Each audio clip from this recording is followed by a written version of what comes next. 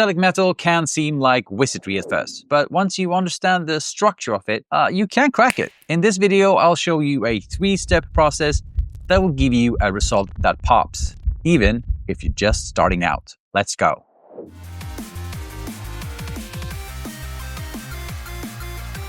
So just to be clear, I'm not some kind of NMM master. Plenty of those out there somewhere. I'm not one of them. Just until recently, I would still say that I was struggling with my NMM. I've seen countless of videos on the subject, and whilst I do get it in theory, I've always found it very hard to put into practice. I did, however, find a way that feels like it works for me for now, and I think that if I refine it even further, maybe I'll get there someday. And this is what I'll be showing you today. A way that works for me to get a result that I'm pleased with. Maybe there is something in there that will work for you as well, that you can apply to your workflow. And maybe someday it will click for you like it just did for me. So, the 3-step method. Step 1, shape by shape. The first step isn't something new. In fact, it doesn't only relate to NMM, but all kind of highlighting. Take some pictures of your mini and just study the shapes. Is it a sphere or is it a cylinder? Or a square. I took this photo of the mini and applied gradients according to the shape. I did a simple rendering in Photoshop. And you might be asking yourself, where is this mini from? It's from the game French Crusade.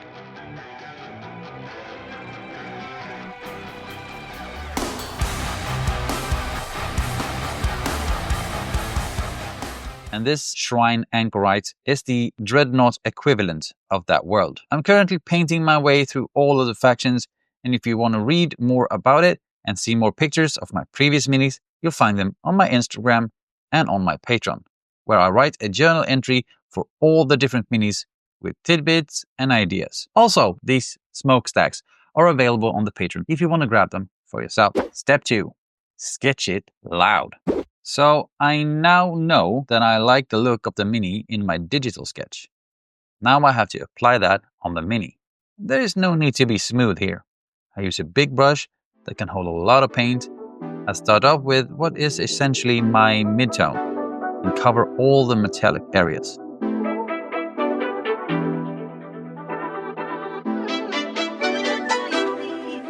I kinda adore you, but don't get too proud. You're like my favorite snack, I won't say it out loud. I won't say you're perfect, we all know you're not. But hey, you're the best kind of way that I got. Your songs are in my head, heads on repeat. The awkward dance I do, but only on your street. I won't say you're perfect, we all know you're not. But hey, you're the best. I mix the same color with white and place highlights according to my digital plan. The obvious difference when painting a miniature and sketching in Photoshop is of course that you can twist and turn and see how it looks. A really common criticism about NMM is that it doesn't work from all angles. And of course, there is some truth to that. So find your golden angle and work from that point. And make sure that the reflections are seen from that point of view first. Foremost. Next up, I add more white into the mix and cover a smaller area inside the initial highlight. As you see here, I'm not at all worried about smoothness. The most important thing now is that I can hold the mini back and squint my eyes and see that I'm going in the right direction. And for that, I need contrast with big value jumps. You're like my favorite snack, I won't say it out loud. I won't say you're perfect, we all know you're not. But hey, you're the best kind of way that I got. Your songs are in my head, heads on repeat. The awkward dance I do, but only on your street. I won't say you're perfect, we all know you're not. For the brightest and smallest highlight, I use pure white. And as you see here, I also prepare a bounce light with this white. But more on that in the next step. Before moving on into the third step, I bust out the airbrush and some white ink. Now that I feel happy with the placement of my reflections, it's time to smooth them out some. And I always mix my white ink with glaze medium and ultra matte varnish. This mix helps me from getting too much speckling. It might seem like I'm going too bright here, but again, this is intentional. If I set the bright points now, I can always work backwards to midtones and shadows later.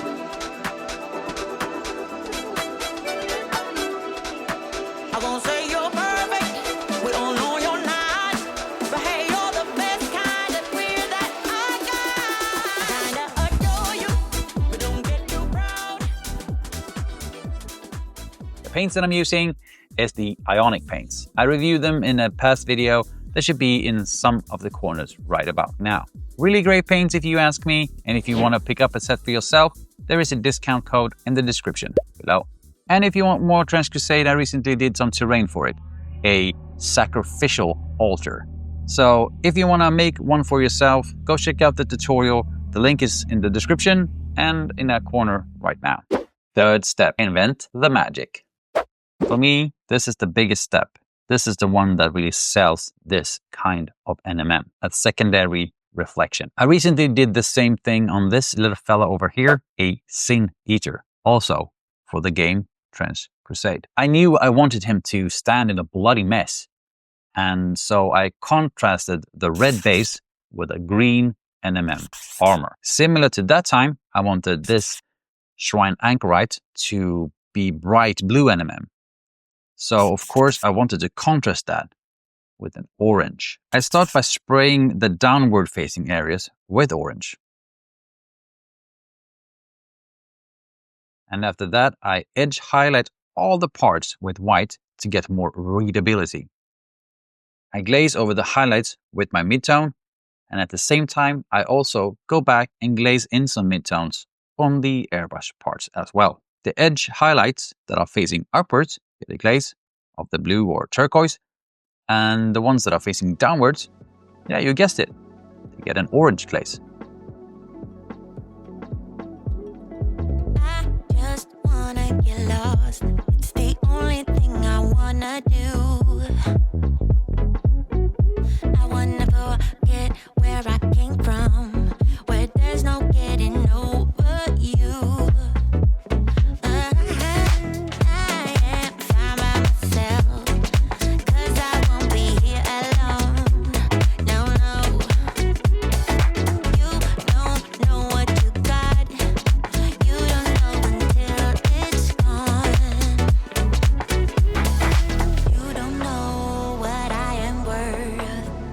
Are like bullets now. Sometimes they hurt. I stay high when bullets fly. Out of reach, won't be coming down. I can't wait till it's over. I can't wait till it ends. You're gonna tap on your shoulder, and I don't need to pretend that we are alright. I won't spend another night.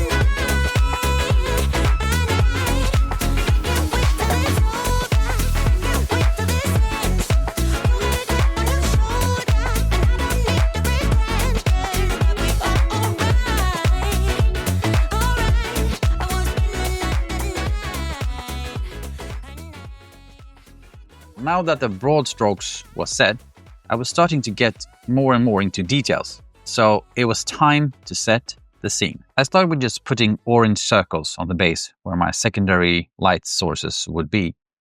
Then I base coat all the other stuff on the mini that isn't a part of the NMM to make it easier for myself to see what is what. Since the flames that I will put on the base will be so bright, the other materials will also be affected by it. And it's very important that you do not highlight them in the same way that we do with the armor, because then we will take away the difference in the reflective nature of the different materials. For the sacrificial lamb, for example, I make sure to mix in some oranges in my base coats since it's so close to the source of the light. Then it's time to make the actual base and the light sources. And to be perfectly honest, I could have planned this ahead of time, but I feel like I needed to see the meaning and the reflection before it clicked for me what the base needed to be. I add some crosses on the base and attach some flames from an old Warhammer kit. I also go over it with some water effect from Vallejo. I use this stuff to cover any gaps and also to make some small flames.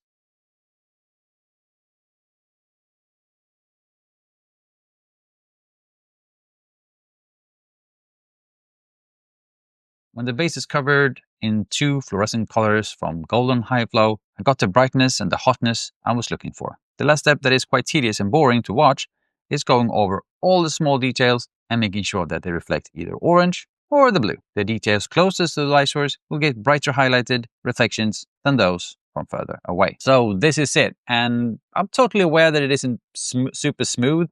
I'm totally aware that probably some of the reflection doesn't make sense in the real world, but you have to I mean, it's metal as fuck.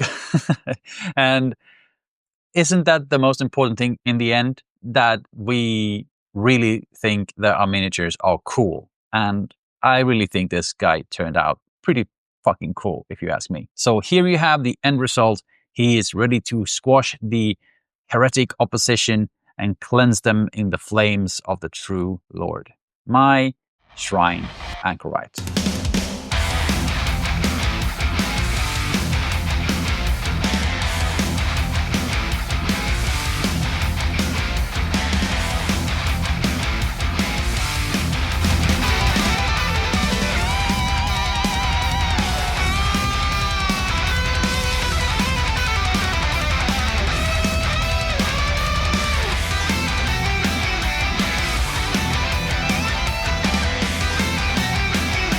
Thanks to my patrons for your continuous support. Bye, guys.